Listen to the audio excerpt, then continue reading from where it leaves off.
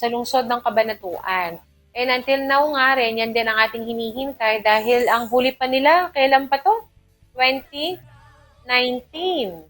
So 2025 na po. Kaya sana po marinig po ito ng ating kinauukulan, sa ating mga kinauukulan, na sana maging updated na yung taripa ng mga tricycle driver dito sa lungsod ng Cabanatuan. Dahil yan po talaga ang iniintay din, hindi lamang ng mga driver, kundi ng ating mga pasahero. Ako, sumasakay din ako at iba-iba yung kanilang mga singil.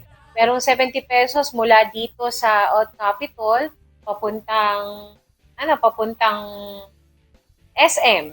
Meron din naniningil 90 pesos. So, hindi natin alam kung ano ba ang susundin natin. Kaya sana magkaroon ng guidelines po patungkol po dito. At ito rin po yung panawagan po ng driver, tricycle driver, gayon din po ang mga pasahero. Para fair na lang po sa bawat